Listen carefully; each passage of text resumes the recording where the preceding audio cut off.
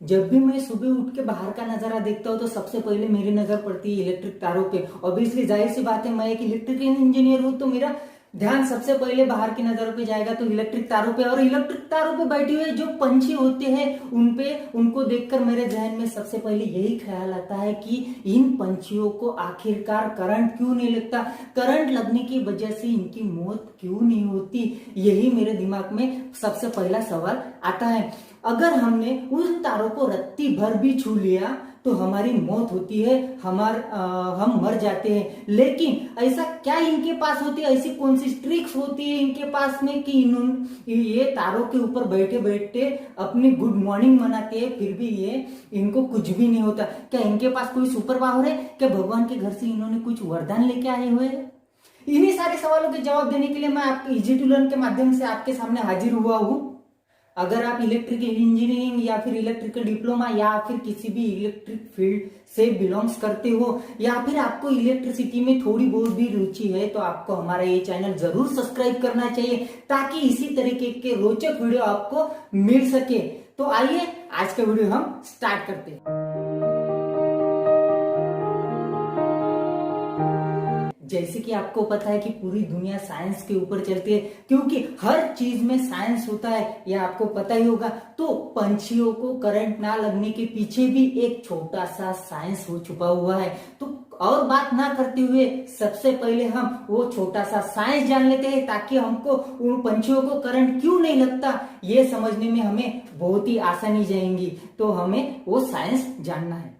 अगर आप electrical field के बारे में थोड़ी सी भी रुचि रखते हो तो आपको एक बात जरूर पता होगी कि किसी भी ऑब्जेक्ट में से करंट फ्लो होने के लिए उस ऑब्जेक्ट के दो टर्मिनल यानी कि दो एंड के बीच में पोटेंशियल डिफरेंस होना जरूरी होता है ताकि उस ऑब्जेक्ट में से करंट फ्लो हो। और उस पोटेंशियल डिफरेंस को हम आमतौर पे वोल्टेज कहते हैं। अगर मान लीजिए हमारे पास एक ऑब्जेक्ट है, उसके दो टर्मिनल है, समझ लीजिए कि पॉइंट ए और पॉइंट बी उसके दो टर्मिनल है और पॉइंट ए का पोटेंशियल मैं समझ लूं कि उसका पोटेंशियल जो है वो 5 वोल्ट है और पॉइंट बी का पोटेंशियल 2 वोल्ट है, तो उसका पोटेंशियल डिफरेंस हो जाएगा 3 वोल्ट। मतलब कि पॉइंट ए से पॉइंट बी तक कुछ ना कुछ करंट फ्लो होगा।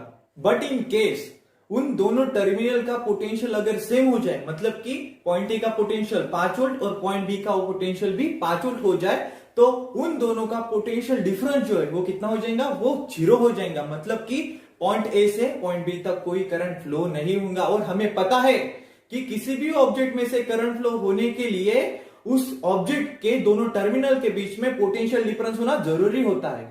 तो ये थी पंछियों को करंट ना लगने के पीछे की साइंस। तो आपने देखा ही होगा कि साइंस में छोटी छोटी चीजों में कितनी बड़ी बड़ी बातें छुपी होती है। तो यही साइंस हम पंछियों पे किस तरीके से अप्लाई होती है ये हम देखते हैं। जब भी पंछी इन तारों पे, इलेक्ट्रिक तारों पे बैठते हैं तो वो बैठने के लिए एक ही तार का इस्तेमाल करते हैं। इसका मतलब कि जो पोटेंशियल इन तारों का होगा, जो उस केबल का होगा, उतना ही पोटेंशियल उस पंछी का भी हो जाएगा। अगर मान लीजिए वो जिस तार पे पंछी बैठा हुआ है उसका पोटेंशियल 230 वोल्ट है तो उस पंछी का भी पोटेंशियल 230 वोल्ट ही हो जाएगा।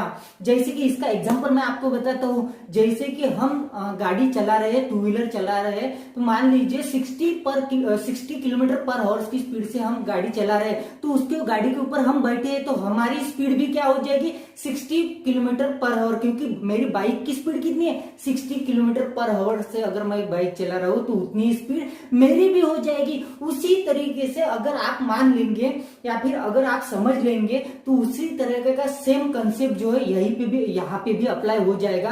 अगर तो जिस तार पे पंछी बैठा हुआ है उस तार का पोटेंशियल अगर 230 वोल्ट है तो उस पे बैठने वाले पंछी का भी पोटेंशियल डिफरेंस पोटेंशियल कितना हो जाएगा, 230 वोल्ट। इसका मतलब उन दोनों में जो पोटेंशियल डिफरेंस है, उन दोनों के बीच का जो पोटेंशियल डिफरेंस है वो हमें क्या मिल जाएगा, 0। क्योंकि 230 वोल्ट वायर का भी हो जाएगा और 230 वोल्ट उस पंछी का भी हो जाएगा। इनका अगर सब्ट्रैक्शन कर देते हैं तो हमें 0 मिल जाएगा।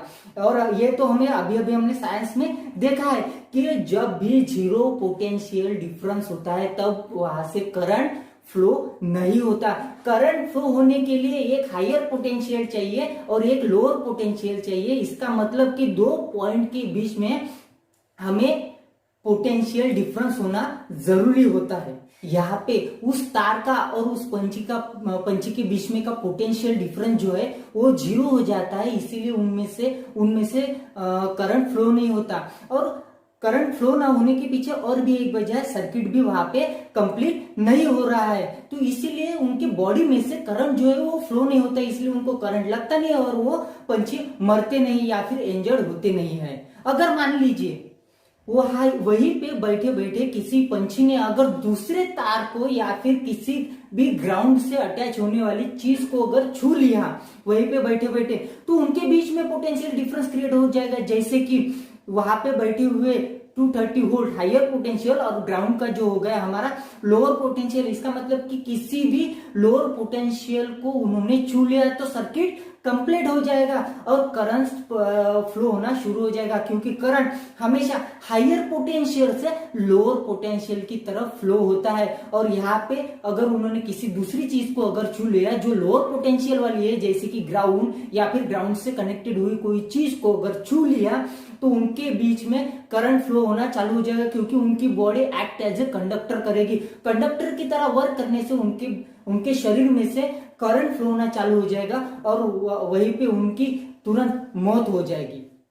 अगर ये पंछी इसी तरह के एक ही तार पे बैठे रहेंगे तो ये हमेशा अपनी मॉर्निंग जो है ये हमेशा गुड तरीके से मनाते रहेंगे, आज भी मनाते ही है। और सूरज की रोशनी में ये हर दिन अपनी मॉर्निंग का आनंद लेते हैं। उम्मीद करता हूँ कि ये इलेक्ट्रिकल फैक्ट आपको जरूर समझ में आ गया होगा। अगर अभी तक आपने हमारे इस चैनल को सब्सक्राइब नहीं किया है तो जरूर जल्दी से जल्दी जरूर सब्सक्राइब कर लीजिए, क्योंकि इसी तरह के रोचक और इंफॉर्मेटिव और इलेक्ट्रिकल से जुड़ी हुई वीडियो आपको अगर चाहिए तो मैं जरूर लेके आता रहूंगा। और हमारे चैनल को सब्सक्राइब करना मत भूलिए। आज के लिए बस इतना ही, धन्यवाद।